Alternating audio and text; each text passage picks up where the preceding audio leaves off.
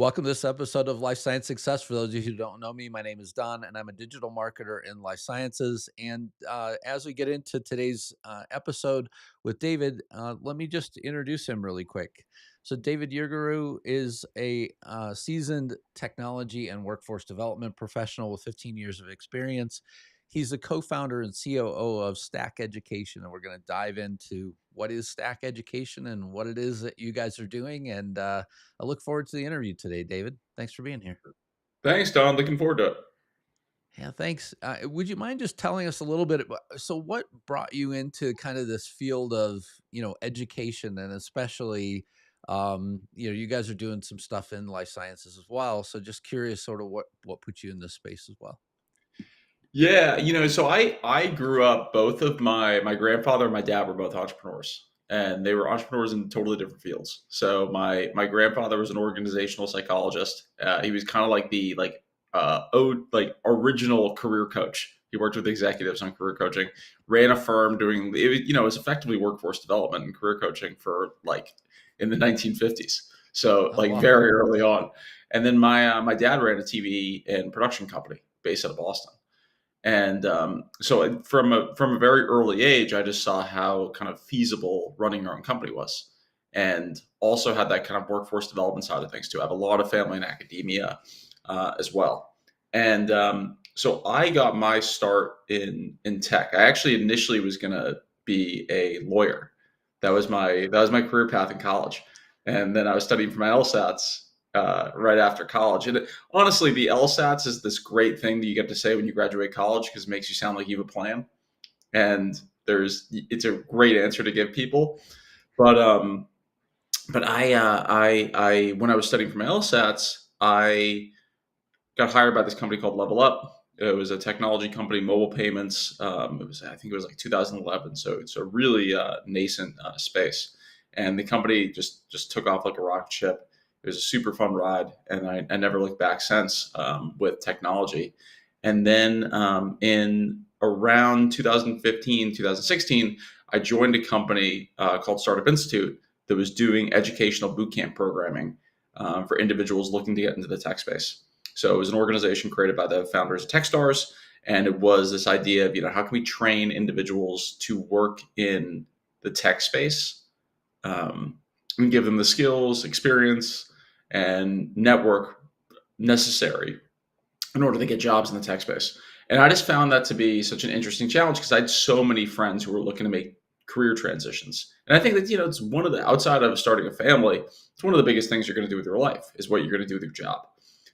So I really was kind of inspired and excited by that challenge. And then from there, we saw another opportunity with Stack, and that's where we took off. Very cool. And, how has your 15 years of experience in technology and workforce development really shaped your approach to your current role?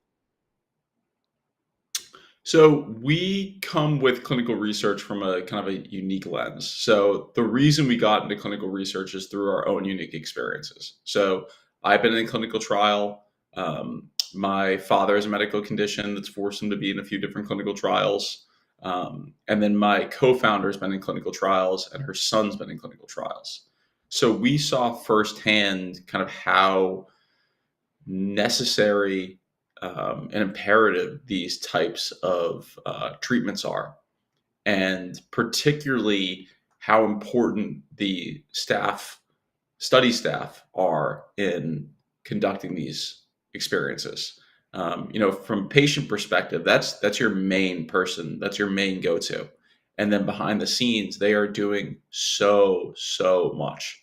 So when we were doing tech programs, we came across clinical research, and we thought like this could actually be something where if you think about a workspace that needs tools, needs education, needs resources in order to be successful, like I can't think of a more important or needed area to address that.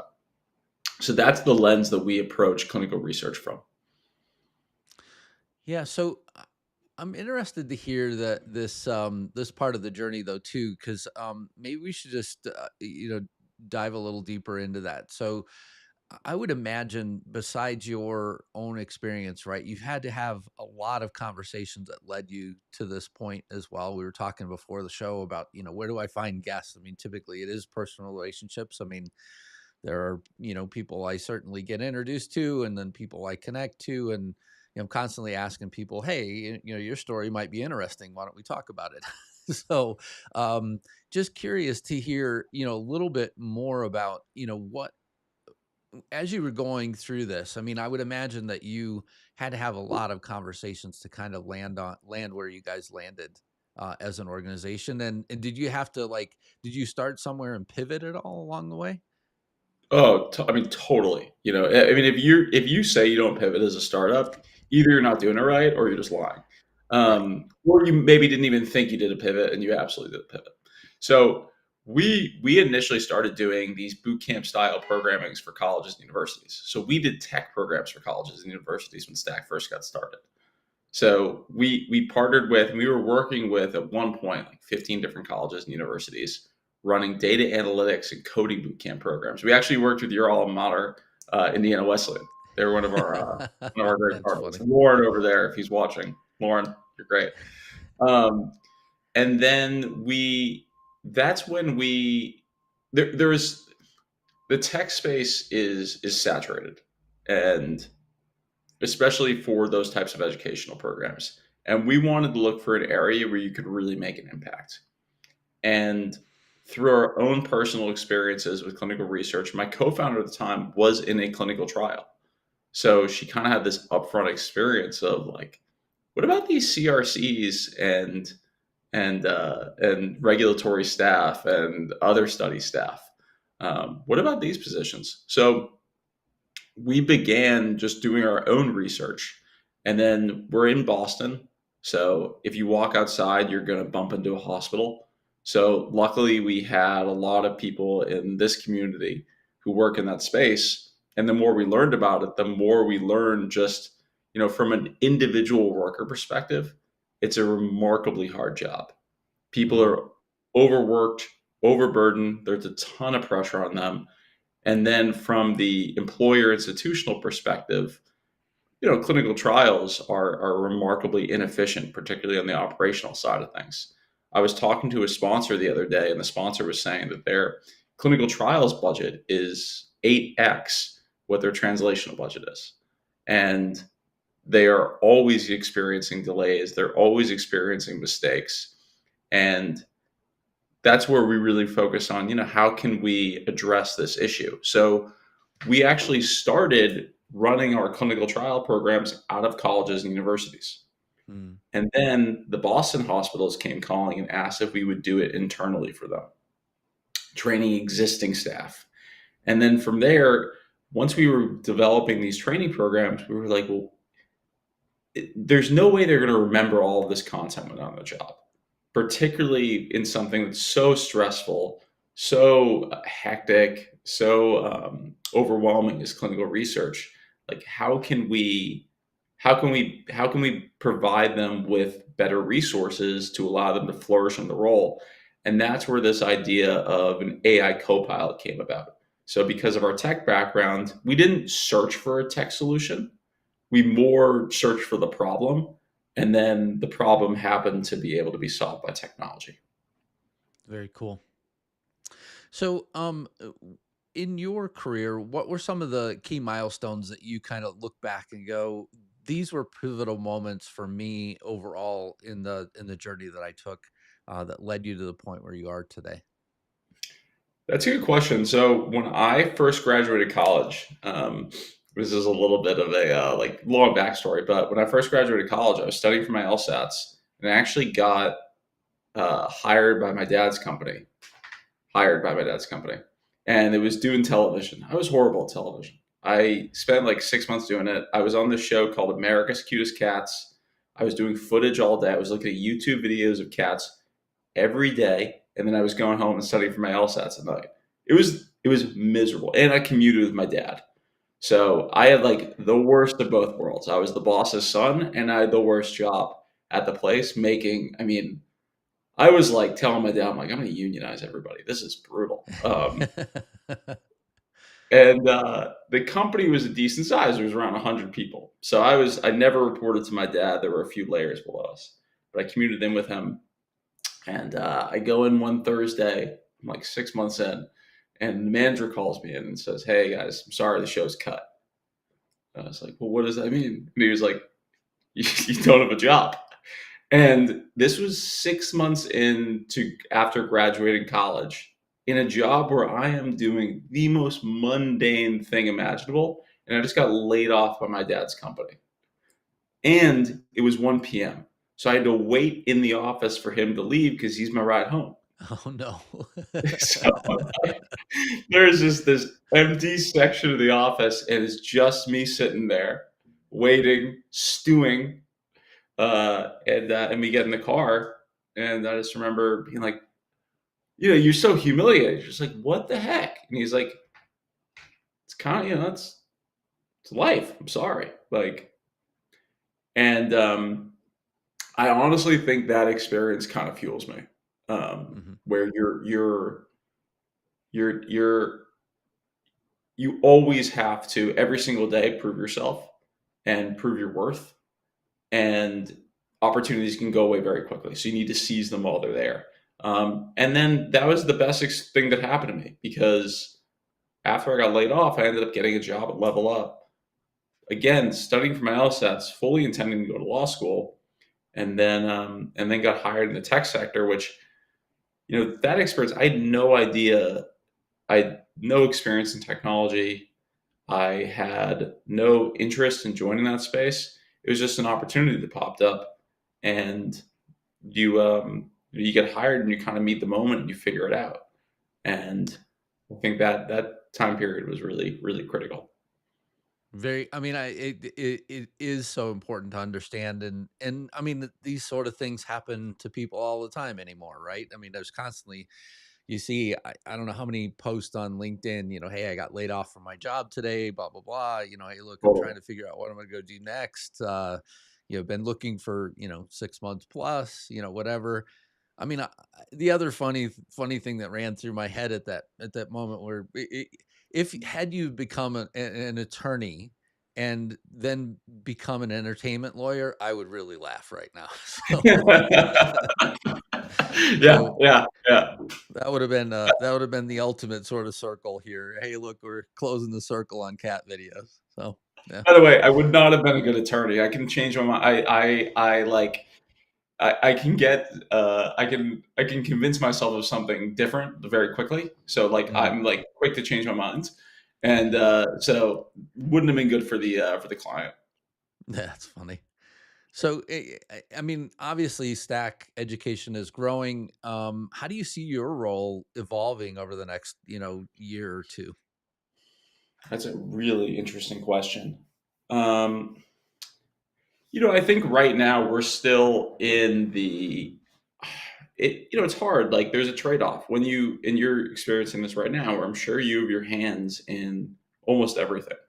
And there is something that's really kind of exciting about that and fun about that. And but it's also like it's that, control, but you also want to concentrate on some larger things as well too. So I love working with our clients. I'm the main person that works with our clients. I love working with them. I don't see that changing. What I do see changing is, you handle a lot of minutia. You are, doing payroll stuff. You're doing admin things. You're doing like there's this whole layer. So I think handing off some of those things and then getting greater specialists into certain positions, and we have an unbelievable team. But there's certainly some roles where people are doing a lot of stuff, Mhm. and I think being able to bring in some specialists into certain areas would be incredible, and it would also offer us an opportunity to have some real subject matter experts in certain areas where we can work collaboratively with them, and I that's just doing a little bit less on the minutia side of things. Yeah, I think, well, I mean, I've I've grown several different organizations, and it's kind of funny to me how things sort of evolve over time, and going from let's say like 10 people to hundreds of people. You definitely see things shift quite a bit in terms of that. I mean, you wind up sort of I tell people all the time that the umbrella is really large whenever you're a very small company, and in terms of all the Yeah. stuff that you have to cover. And then it sort of gets smaller, but at the same time, like, you have to understand whether or not if those things are actually happening the way that they're supposed to happen inside of the company too, because there's still a lot of stuff that people may not understand, whenever they go to do that, whatever their task is in the company. But you continue to sort of subdivide that large umbrella into smaller and smaller segments before you get to the point where it's like, hey, look, we have to have a different set of skills now, where we have to have people that are primarily spending their time doing all the strategic thinking inside the organization versus the more tactical execution. So yeah, there's a level of evolution for sure that every Absolutely, organization goes absolutely, through. So absolutely. let's talk a little bit about what does Stack Education do? How does it contribute to life sciences? I mean, you touched on it a little bit, but I just want to make sure that people fully understand what it is that you guys do. Yeah, so we provide right now we work with mainly with academic medical centers. We work with site networks. We work with SMOs, and we provide those existing staff members with an AI co-pilot and educational training programs to accelerate their work and empower the workers to more effectively do their jobs. We want to be a solution that you can bring into your organization, and it just supercharges your workforce through adding skills and resources to those existing staff. So there's two different ways that we do that. So the first is this AI Copilot solution. So this solution consolidates the entire universe of clinical research. One thing that we noticed at a lot of these organizations is information is just super scattered. Staff have to rely on each other for different answers. There's a lot of things that are just kind of like you have to either A, learn on the job, or B, they're locked away somewhere in like an SOP that some people have access to, some people know where it is, a lot of people don't. And then there's all the slew of regulatory information that they're having to cover. Um, let alone just being able to do the nuts and bolts of the actual job and knowing, what's effective GCP, study and site management, data entry, all those different things. So our tool consolidates that entire universe and provides them with this uniquely specific AI copilot conversational chat tool for the workers while they're on the job. Um, and so providing them the resources is one point. And then we have these, because of our workforce education backgrounds, we have these really interactive, high quality, expert designed. They're all designed by people who work in clinical research, taught by them, graded by them, um, educational programs in GCP, research ethics, study and site management. So everything that staff need to know in order to effectively do their jobs. So we do this both in clinical trials and in research administration. Very cool. And then what sort of things are you most excited about in terms of supporting things like talent shortage and things like that in the life sciences industry? I think, right now there is, from what we've seen with places, is staff are going to be asked to do. I mean, this is a darker answer because I think staff are going to be asked to do more than they've ever had to do before. And they're already doing a lot. Like the pressure is really on for these places in talking to them. And it's what was already a hard job is now even harder, which Mhm. is not fair. It's bad for society, it's bad for those institutions. So for us, it's, how can we enable existing staff to be more effective in their jobs? And what I am a little bit, what's good from the stack on that is it clarifies things because we also Mhm. do a lot of talent creation as well too. But if you can really enable existing workers and provide them with the tools and resources to be successful in their jobs, you can make a huge breakthrough in clinical research. And there are so many different with AI really taking off like it is right now.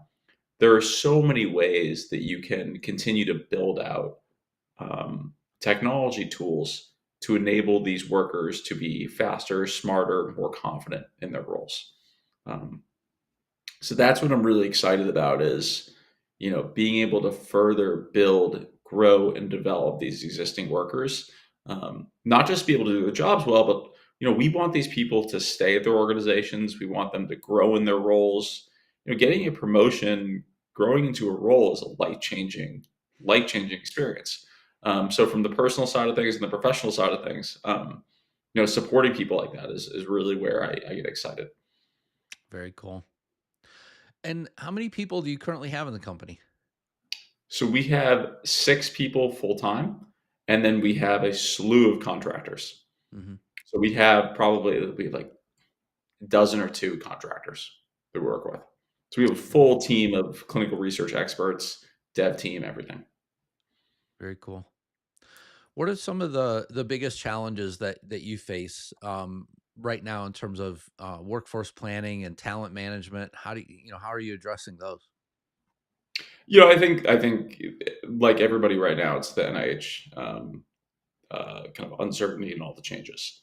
So our because our clients, we work so closely with our clients, and they're experiencing changes on an almost daily basis, whether it be vaccine trials getting cut, whether it be losing grant funding. So I think navigating those waters with organizations and figure out, okay, like how can we best support you? And we've had to be creative on how to help clients out. And I think the day to day uncertainty and then the future uncertainty, which I'm sure you're hearing from everybody you're talking to. Yeah. Yeah, I mean it was interesting to me because watching a lot of the university funding initially was sort of the first main signal that a lot of us saw. And I remember calling some of my friends that had jobs in universities. I'm like, so what is the impact? And they're like, oh, we're still trying to sort that out. We don't know exactly, but we're still trying to sort it out. I think they're Yeah. further down the line now.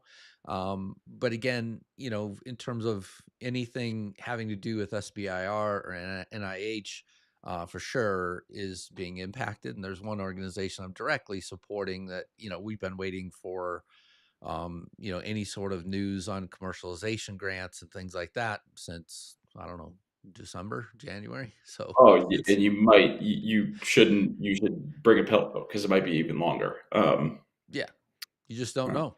Yeah. Yeah. Just a On the land of work, uncertainty. I Go ahead. actually want to. I actually thought of something else with the workforce development side of things. That's interesting. So, I think you probably use. I'm sure do you use AI tools every like Oh, yeah. ChatGPT? Oh, Yeah. yes. Yeah. I'm at this point like a cyborg. Like half of me is just constantly using some sort of technology tool. I actually need to break myself off a little bit because like I'm way too addicted to stuff right now. But most workers don't, which Hmm. has been super fascinating. Most of them do not use AI tools. So being able to teach people like what they are, how they work, not to be scared of them, and then how to use them effectively. Like Right. like I'm sure when you started doing, it was so interesting was when ChatGPT first came out. I remember listening to some of the interviews on how people were using ChatGPT. It was like, oh, write me a poem in Shakespearean language, Yeah. these like little like party trick kind of things. Right. Um, but it can be such an effective day-to-day tool if you know how to use it for the job. So teaching people how to do that, and then also teaching organizations and teaching staff that having something that can help you provide answers like isn't some cheating or it's not some scary thing to avoid. The best analogy is the calculator. Like the calculator from a educational tool Yeah. was in the 1950s like this thing that people were terrified about Yeah. because people aren't going to know how to do math. Like they won't have to learn how to do math anymore. But what the calculator did is it it allowed like it was the rising tide for everybody. So everyone now has access to doing this basic arithmetic, so they can do even further advanced math. And that's what we're really hoping to do with AI is like, can we provide that baseline of people so that everyone can do that, 50 to 75%, and then really like get them all to focus more on that advanced work, the things that really matter.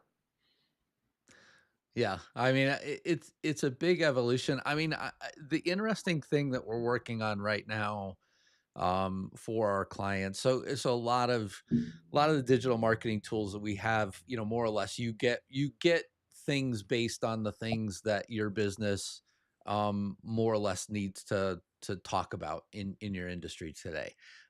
So we do a lot of keyword research. We know essentially what draws traffic in for different people, and then we can create content, loads of content around that using AI and automation and things like that. And so you kind of get whatever the tools serve up. That, I mean, you don't really get a lot of control today as a client. But what we created lately, and I just bumped my microphone with it, but so you'll be able to talk to your cell phone pretty quickly and just pull out your cell phone and dictate what you'd like to have a new piece of content on.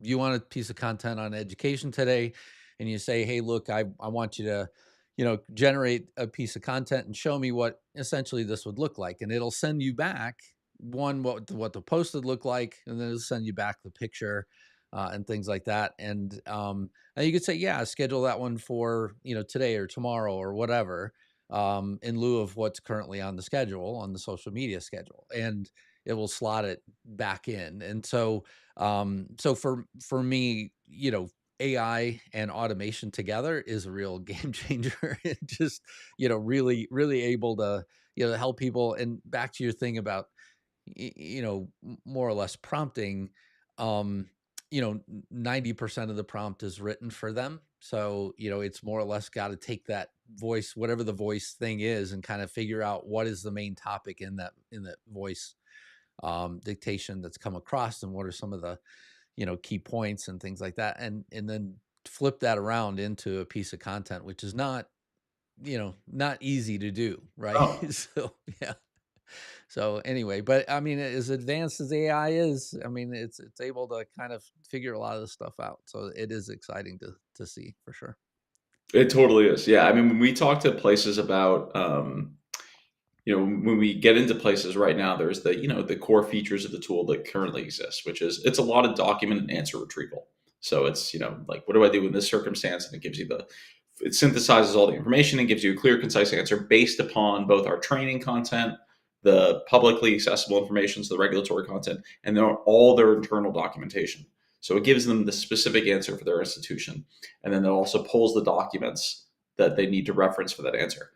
But when we talk to places about like, okay, well, what would you guys need next? And then when you really start hearing their brain churns around like all these different solutions that are super feasible with AI, like that is where I get very excited too, because it is so feasible. And some of these problems can be addressed, through this tool, through this solution, in really short amounts of time. Like we're building out a new build right now. It should be ready for in about a month that I am super excited about. Yeah, I heard a statistic the other day. This is just kind of another aside, is that, um, coding now is 85% faster because of the fact that you have all these AI tools to help the coders as well. So it's, yes, they still have to dig through things and problem solve and things like that. And for anybody that's, tried, using any of the AI coding tools, that's not somebody that typically develop software, it can be frustrating. So I personally have tried tried this myself, and I'm like, look, after the fourth or fifth time of troubleshooting the same problem, I'm like, look, I just need to hire somebody to go fix whatever this thing is. It's not worth me continuing to run around the circle with this thing. So Yeah, unfortunately, it allows one to be a little bit overconfident in what they can do, and then sometimes we can go down rabbit holes. It happens to me all the time. yeah. So how do you um ensure that your workforce is agile and able to adapt, to new opportunities and technology advancements? That's a great question. I mean, One thing is providing them with. I think education and training is going to be just. It's always essential to individuals, and it's so being able to constantly train these people, give them the skills, knowledge necessary in order to know what to do. I think that is key. I don't think that's going anywhere. Like you can have all the technology solutions in the world, but if you don't know, if you're not an expert in your field, you can only utilize them to a certain extent. It's a little bit similar to the calculator. Like anyone can do basic arithmetic, anyone can do multiplication, division on a calculator, but in order to do calculus, like you still need to have that expertise. So for us, it's continuing to make these interactive training programs on top of the AI Copilot tool so they can really have that baseline of knowledge, that expertise to effectively use them. Mhm. So important. So, David, what's the greatest piece of leadership advice that you've ever received? So I was thinking about this when you sent the questions over, because it's hard. Um, I think there's a few. So you know, one is uh, accountability is contagious. So I'm sure as you've worked for too, all of us have worked for people like leaders who just never look in the mirror and never hold themselves accountable, and which then it's contagious. Like all of a sudden you know that if they're not holding themselves accountable, then I don't have to hold myself accountable. And you're able to behind the scenes, a not trust them, and then b also you're not holding yourself accountable on the day-to-day basis. So when you're out of their sideline, like you just know that you don't have to hold yourself accountable. So I think holding yourself accountable to that person, one, it builds trust. Like Mhm. they know that you're treating yourself the same way that you're treating them. It also inspires a little bit of confidence as well too, knowing that I'm in an organization that effectively has its stuff together, and I'm working for someone who has some self-reflection and also is someone who treats themselves like they treat me. And then the other thing is you can't grow without oxygen. And I think the first thing you do when you're a new manager, and I have made tons of mistakes managing people. I think I'm still, it's still an evolution for me. I'm constantly trying to get better at it. I don't know if you ever really achieve being, an incredible man. I think it's just, you're constantly have to iterate and change your way because especially the people who work for you, like they're going to come with different profiles, different experiences, different motivations. So you need to adapt to them, but giving people oxygen to grow. Like Mhm. how you want it, your job as a leader is to tell them the why and then tell them the what, and then allow them to have some space and maneuvering to grow into their position. And also, again, that inspires confidence. Like if you say, like, I trust you, like use your own judgment in making these things, like people I think rise to the occasion. Yeah, absolutely. What inspires you? So, this is an interesting question because I took it a few different ways. So, I could think about it in a few different ways. So one thing for me is when values and mission supersede any personal benefit or calculates. So, there's kind of two different things for this. So the first is, and this is a weird example, but I remember there was this old interview with John Oliver in like 2000, like 20 or 19 or something like that. And he got invited to do this movie premiere or movie viewing for, I think it was like Wag the Dog or Tail the Dog or something, but it was like De Niro, Dustin Hoffman, I think Allison Janney was on stage. And it was this super shishi event. And John Oliver probably shouldn't have been invited, but he was. And he was on stage interviewing these people, and Dustin Hoffman just had these accusations comes out, these Me Too accusations, and John Oliver asked him about that in this like very uncomfortable setting where the power dynamics were totally shifted. I'm sure it was, so many people when they get put in that position just want to kiss the ring and be as obsequious as possible so they get invited back. And John Oliver was really, really pushing him and made it super uncomfortable and is never getting invited back to those things ever again. Mm, And I just remember being so kind of inspired by that because he had every reason to do the other thing, but he didn't. And knowing that, like, okay, he can't be bought, and that his values and his mission supersede any personal benefit or accolade that he could have gotten there. That was inspiring. The other thing is, this is a little bit more of like a workforce development thing, but when you are able to, I think macro numbers are really fun. They're great to see. They are exciting. So when we see, people using the tool, people getting answers, that's amazing. But the real thing that inspires me is actually hearing from people on how something helped them grow in their role, how something helped them secure a new job, how something helped them get a promotion.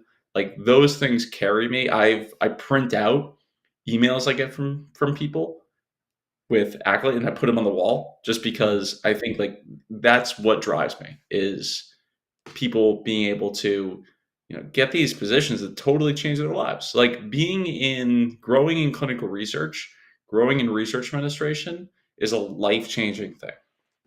And I think that's what really drives me. yeah, absolutely. What concerns you? So what concerns me is a little bit related to the values and mission superseding personal benefit. So I kind of think we're in the golden age of fraud. So it's kind of never been easier to project yourself as something um, when you're not, and a lot of times it's almost like that projection is more reality than the actual reality. Mm, Um, and I think that allows people to project like this success in something without actually putting the work in and convince people of that and mislead people. Um, and that idea that like image is greater than substance right now scares me. I was thinking about as an entrepreneur, I get a lot of questions about my business, and I remember when we first started, I would get like one type of question, and then it was kind of like basic, how'd you start it? How do you know? And now people who have no experience in entrepreneurship, no experience starting a business, suddenly have access to all of this verbiage and these terms that they've heard from Shark Tank, that they've heard just from online. So like the democratization of language is helpful, but like language 15 years ago, 10 years ago used to signal that you knew something about it right. and you had some expertise. Now everyone can use those words and use those terms and make themselves sound like they know what they're talking about. Like the amount of times I get asked about our runway because that's like the first thing they ask on Shark Tank is crazy, and it's such a weird question to ask a company. Like it's Yeah, well, it's one of the things that I mean, so most of my consulting practice was focused on a couple of different things: process improvement, scaling organizations, and helping companies with systems and processes around things like project management and program management and things like that. And um, the the interesting thing that happened, this happened a couple of different bios ago. So I was at a conference. I was standing in a group. There was an individual that was there that was relatively fresh out of college. And their claim was, look, I just turned around a multi seven figure organization, had massive impact, blah blah blah. And I was like, yeah, okay, so I mean, first of all, I mean, maybe you got lucky. Maybe you found somebody that trusted you. One, two, that that you really figured something out that none of us have ever figured out. But I really kind of question, like, what were the real results and who was the leader that was involved and how big was the team? Because most likely there were either one of those things that really set the results that you achieved aside. Not that, anybody couldn't essentially sit there and Google, how do I do this? How do I talk about it? How do I make sure that I'm using the right language? Back to Oh, your point. 100% ChatGPT generated, and, like, we get resumes, and it's like, "Oh, come on, at least try to make it seem like ChatGPT." And, everything looks the same now because everyone's, like, putting in the same prompts, using the same language on their things. That also, like, concerns me too because the Yeah. amount of times that, like, you will ask someone for something and it's clearly just put through ChatGPT, like, just quickly. And I've dealt with this with, like, friends when they're doing something, or with contractors, and you're like, "Oh," like, you I'm not gonna read something that you didn't read either. Like, you just clearly uploaded the document, or, like, put in some prompt and then, like, generated this thing, and now I have to read this stuff that you didn't write, and I'm not gonna read it. I'm probably just gonna put it into ChatGPT. So eventually, we're just gonna be bots just talking at each other. Like, you'll have the Dawn bot, all the Dave bot, and they'll just be going back and forth with stuff that neither of us read or understand. Yeah. Yeah, there's I yeah, I've seen there's a meme that's floating around that's similar to that, something like, "Help me write this email," and then, the person who receives it, help me read this email," and then "Help me reply to this email."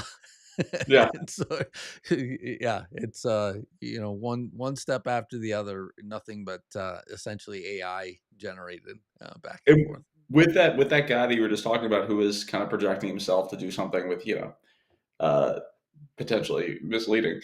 That goes a little bit to the golden age of fraud thing because, I'm not saying that this guy was fraudulent, but this guy clearly was projecting Yeah. himself as something that might not be entirely true. And so it's almost to be able to ask him about that and uncover the truth, Mhm. like, someone would have to have an expertise in that area to be able to ask the right questions and suss out the right information. So that's where, like, we have a greater responsibility to be experts, to be smarter, to be more skilled in these areas so we can actually uncover the truth, the remove the patina of the projection.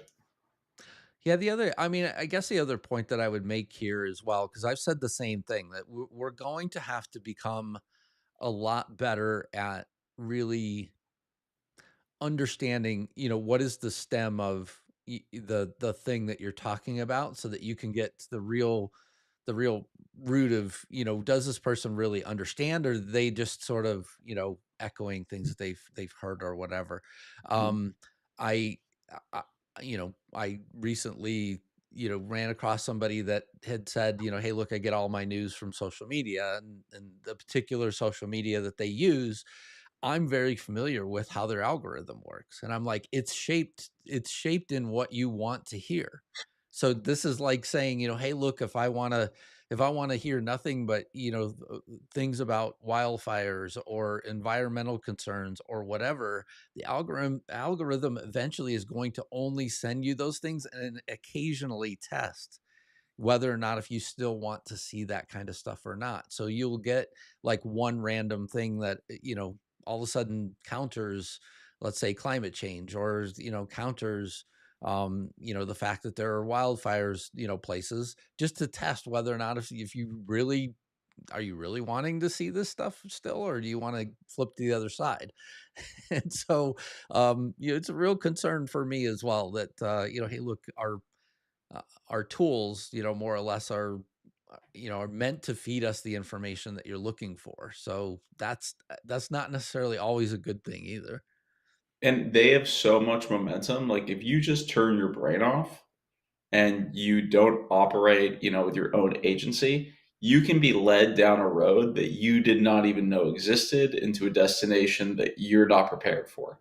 So, like, Mhm. you have a responsibility to, like, step out, have some self-reflection, and be like, like, maybe I'm getting, like, I need to step out for a second and, like, look into this. It used to be like the old thing is, did you Google it? Google it. Right. People would, Yeah. like, ask me questions with it because I'm probably way too up to date on, like, current events and stuff, and also with the line of work we're in too. Like, national dynamics always kind of affect life science and education. And the amount of times that like people will just ask you something, you're like, well, Google it yourself. Like, look into it. Have some curiosity. Like, develop a perspective. Like, actually, like, become schooled in this thing, versus just you know you you don't need to know about everything. Like, Mm, know about some things really well. And if you just because you came across something, like, have some insight and have some personal responsibility and actually dig into it. Um, yeah, yeah, absolutely. Last question: what excites you? so what excites me, from the workforce side of things, and I kind of alluded to this before, but like the level of expertise I think we're going to be able to get by being able to kind of take this, AI, I think, is going to be able to really take, and I'm speaking from our line of work. I don't know the intricacies of what is actually getting built in some of these models and what the future holds for all these things. Like, that's for larger companies like Anthropic, OpenAI, all those things to figure out. But from the workforce side of things, like, I'm really excited to see the level of expertise people are able to get to, because they're able to concentrate on the things that actually matter. Like, we were talking about how um, you're able to be, when you bring in more people, you're able to be more strategic. You're able to be more forward thinking in your job. And what AI does is it kind of like gives you this staff of people just personally for you to handle those things, so you can focus on that and that work that really, really matters. Um, and Yeah, I think, from a darker perspective, we're going to be cyborgs in a sense, but I am excited to see like what the kind of like I think this will help people achieve kind of their their their peak kind of work expertise and work performance, like never before. So I'm really excited about that. Yeah, absolutely. Well, David, thank you so much for being on the Life Science Success podcast and for sharing what's going on at Stack Education. And your work seems so critical as well for especially our space. So thanks a lot for coming on and telling us a little bit more about the company. Thanks for having me, Don. Thanks a lot.